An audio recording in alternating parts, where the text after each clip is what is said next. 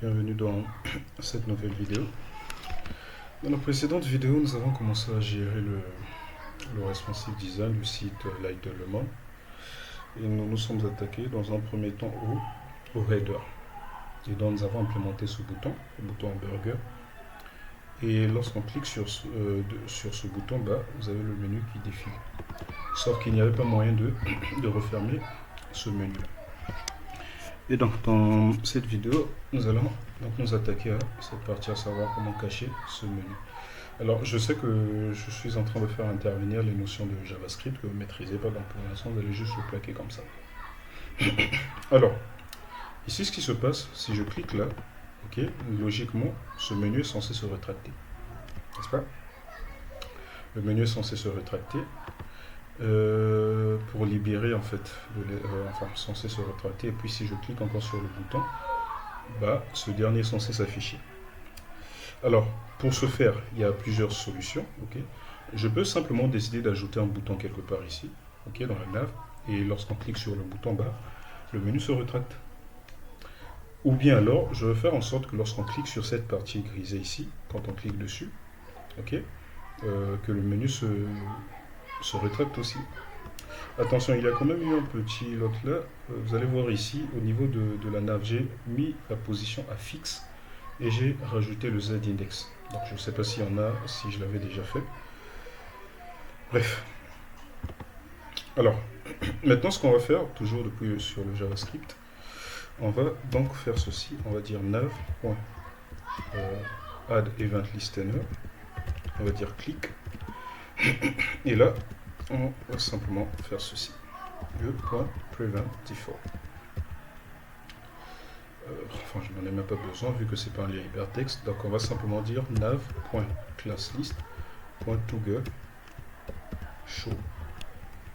Donc ici, le toggle en fait permet d'ajouter ou de retirer le texte show parmi les attributs classe d'une balise.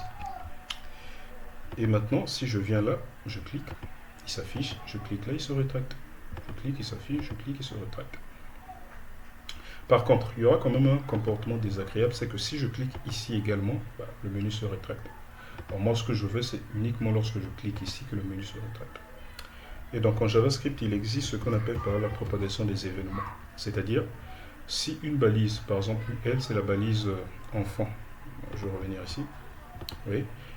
Ça, UL, c'est la balise enfant de la balise nav. Donc du coup, lorsque je fais un clic ici, le clic en fait se propage jusqu'au niveau de la nav. Et donc ce qui veut dire, quand j'active le clic ici, le clic de la nav aussi s'active. Et donc pour éviter ce comportement, on va devoir désactiver ce qu'on appelle par la propagation. Dire que lorsque je clique ici, l'événement ne doit pas se propager jusqu'à la nav.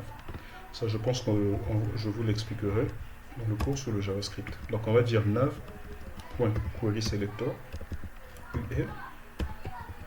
ul.addEventListener clic 2.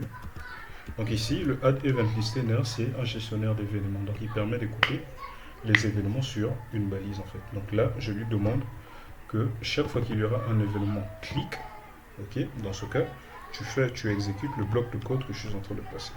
Et donc là, on va simplement dire e.stop propagation. Ok. Et maintenant, si je reviens ici, je clique là, et que je clique ici, vous voyez, le clic ne se propage plus. Donc simplement quand je clique ici, le menu se rétracte. Voilà.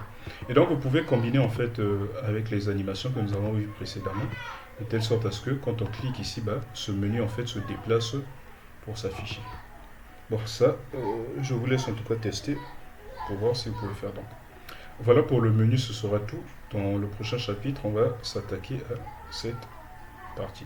Et donc vous allez constater si j'agrandis, vous voyez que le menu redevient comme celui qu'il était avant, et chaque fois que je réduis, il se compresse en fait. Donc là, si j'agrandis, vous voyez, au fur et à mesure que j'agrandis, vous voyez que le site est en train de changer de forme.